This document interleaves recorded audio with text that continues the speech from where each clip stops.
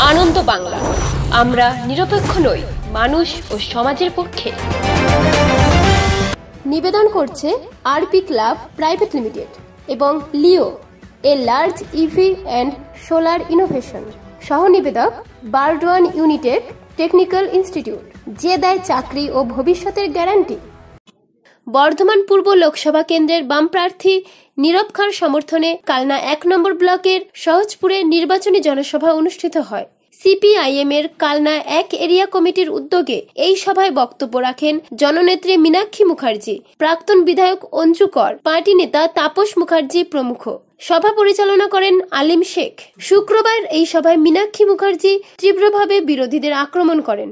নির্বাচনী প্রচার মঞ্চ থেকে বামপন্থী নেতারা তৃণমূল ও বিজেপির বিরুদ্ধে ক্ষোভ উগরে দেন।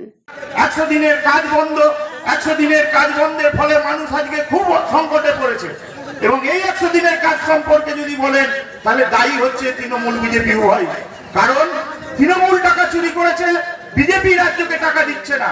আমরা বলছি দুটোই ঠিক, কিন্তু দেখুন আজকে কোন তৃণমূল চলে যাচ্ছে হাজারে হাজারে। কাউকে জিজ্ঞেস করছে যে ভাই তুমি কিসে চাকরি করো, বলছে মাস্টারে। তখন লুকিয়ে জিজ্ঞেস করছে 11-র আগে না পরে, বলছে না না আমি 11-র আগে, আমার চাকরি যাবে না, চিন্তা নেই আমি আছি। বলছে দেখো বাপু, যদি 11-র আগে চাকরি হয় তবে ঋণ দেবো, 11-র পরে যদি চাকরি হয় তাহলে কিন্তু তোমাকে ধার দিব না, কারণ কবে তোমার চাকরি চলে যাবে তুমি ধার শোধ করতে পারবে না।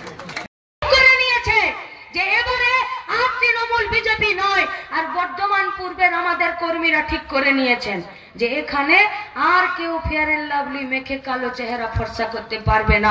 এবার যদি কেউ জেতে তো সেটা নীরব খাঁই জিতবে, কারণ আমাকে বাঁচতে হবে, আমাদেরকে বাঁচতে হবে, আর গোটা পশ্চিমবঙ্গ ভারতবর্ষকে বাঁচাতে হবে। তাই আসুন দেশ বাঁচানোর, রাজ্য বাঁচানোর লড়াইতে 13 তারিখ কমরেড নীরব খাঁকে কাস্তে হাতুড়ি তারা চিহ্নে ভোট দিয়ে আসলে নিজেকে করে তৃণমূলের পার্টি অফিস থেকে উত্তম সাজা আমরা গিয়ে বলছে যে পার্টি অফিস চলে এসো রাত 12টায়, আর তারপরে সেখানে সুজিত বসু, পার্থ ভৌমিক, রাজীব কুমার, লীনা গঙ্গোপাধ্যায় এরা গোটা সন্দেশখালী ঘুরে বেরিয়ে এসে বলছে যে সন্দেশখালীতে সব চঙ্গাসি, সব ঠিক হ্যাঁ, সব ঠিক হ্যাঁ। যদি তোমার বাড়ির মেয়ে ছেলেকে, তোমার বাড়ির বউকে, তোমার বাড়ির মাকে, তোমার বাড়ির মেয়েকে, তোমার বাড়ির বোনকে তৃণমূলের পার্টি অফিস রাত 12টায় ডেকে আর ভোর 5টায় যদি ছেড়ে দিত, তোমরা অম্লান বদনে দাঁত কেলানো মুখে বলতে পারতে তো যে সব ঠিক আছে?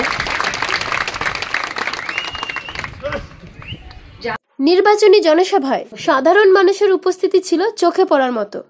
পূর্ব বর্ধমান থেকে দেবাশিস ঘোষের রিপোর্ট, আনন্দ বাংলা।